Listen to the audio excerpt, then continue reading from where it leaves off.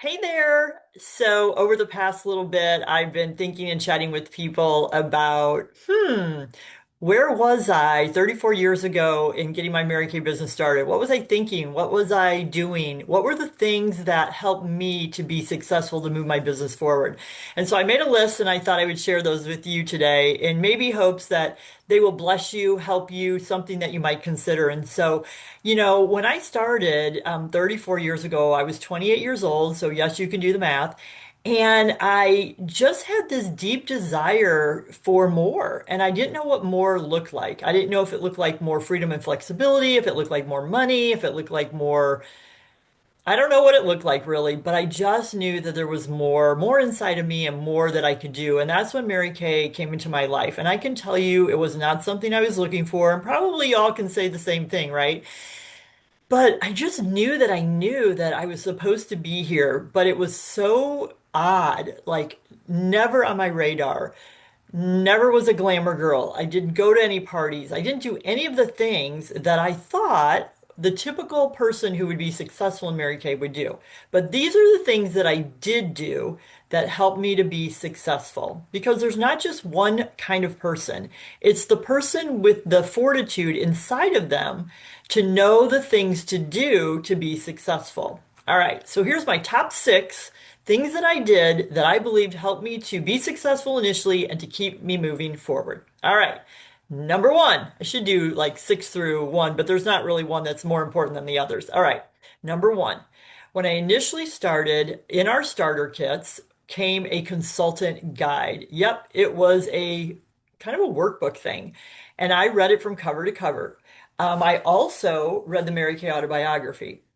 Um, I remember exactly where I was sitting, the color of the couch we had, and that I could not put this book down. And I think I read it in a weekend, like in a couple hours.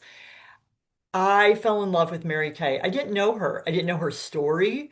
And it solidified all the things I heard about the business and the reasons I said yes to Mary Kay. The 50%, the getting your product at a discount, the fun, the girlfriends, the hope, the possibilities, the car, the trips, all those things. But when I learned about her story, how she came about, how this business, how God chose her to start Mary Kay Cosmetics, her trials, her tribulations. Oh my gosh, my heart was just on fire. Like I was and still am thinking, does everybody know about this opportunity? Does everybody know about this woman? Does everybody know what she has done to sacrifice to create this opportunity for women like me? And I had never met her at that point. Now, in later years, I did get to meet her and be trained by her. But so I studied your craft. Like, think about anything else. When I was in physical therapy and athletic training, I studied that craft to be good at it. So, studying your Mary Kay business. Now, there are so many ways and so many things and people that you can listen to in Mary Kay. So, in one way, I thought it was, harder because we had the consultant's guide and we had the Mary Kay book and we had some CD tapes. We had tapes that plugged into a cassette tape player. And I thought, oh, I was just so hungry for the information. Um, and now, even though the information is more readily available, I also think it's a disservice because there's so many different voices in so many different formats that are really saying the same thing but a little different, which makes you a little confused, right? So I'm really grateful that I had a very narrow consultant guide for Mary Kay Cosmetics, the Mary Kay book, her story, tapes and CDs from top performers, and my director. That was it. There was nothing else that was influencing my Mary Kay business. So I want to encourage you in today's world that you narrow your focus, that you don't join lots of groups, that you don't listen to lots of other voices. So I would say that the number one tip is to have a very narrow focus and to let your recruiter and or your director, national and Mary Kay, the company information, be your guide. Okay. Keep it clean, keep it simple. And that was super helpful because there was One focus, one way. All right. Number two, I never missed anything. I guess I had FOMO. I didn't know if the next meeting would be the thing where they would tell a secret or somebody would share an idea that was really working. Then I didn't miss it. And there was no recordings, right? You had to go live. We met on Monday nights and it started at, I think, 6 o'clock. And it was a 2 hour meeting, you guys. It was a 2 hour meeting at least. But here's what else I did is I wanted what those women had. So if the people who were being successful, they didn't skedaddle out after the meeting, they hung around and talked to the director. I was adopted into National Sales Director Emeritus Carly Eisenhart, and I had the opportunity to be a fly on the wall as a new consultant because she wasn't going to kick, she didn't kick me out because I wasn't a red jacket or whatever, but I stayed around because I wanted to hear the nuggets. So putting yourself in specific strategic places with people who are more than where you're at that you want to listen. So I never missed a Monday night except two. One, I had had a miscarriage, and number two is I had 102 fever. Other than that, every Monday, my entire career. I never missed a seminar, which is in July or August in Dallas, Fort Worth, wherever city we're going to be in. I never missed a career conference. And I never missed a fall retreat. Mary Kay always said that we need to have like a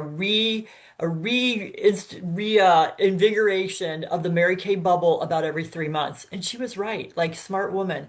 So I would encourage you to think about that. So I never missed that. And every time over my 34 years, every single place that time I went, I was different. My business was in a different place, and I always came home with something. So never miss anything. All right. And now it's super simple because we have technology that you can literally have your pajamas on the bottom and be cute on the top and show up for 45 minutes or an hour. So there really are no excuses to missing like a weekly power up, a weekly success event, all those things. All right. Number three, I followed the success plan that had been proven by other people who were where I wanted to be.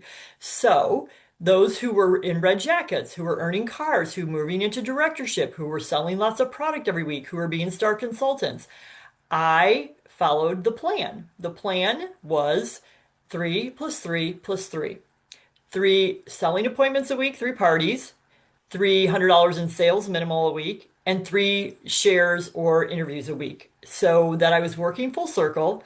And if you break that down, it also comes out to 10 parties a week, a month, or 30 faces in a month and 10 shares. So it kind of depends how your brain looks, but my brain thought 3 + 3 + 3. How could I be at three appointments this week, $300 in sales this week, and I could share the opportunity with three people.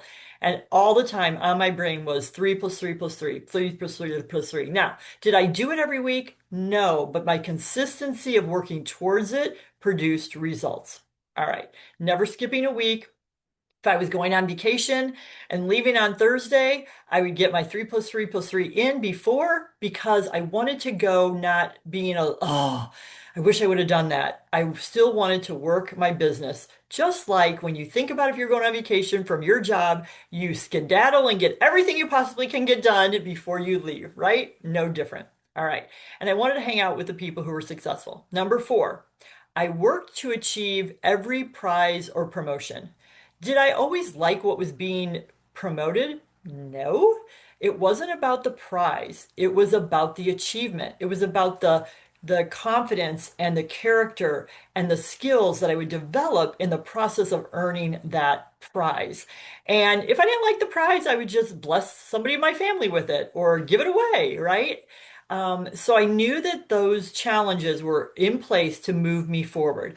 I knew that by working toward them, like seriously, with the end in mind, even if I didn't always reach it, that it would move me forward. It would build my confidence. It would teach me bounce back ability. If I failed, I would fail forward to success. And with each of those challenges that I chose to participate in, I also had the opportunity then to ask my director if there was something I needed to tweak or do differently. So things like my pearls of sharing, things like being a star consultant, earning a car, those were all things in place to move forward up the career path and to help build a future for my family.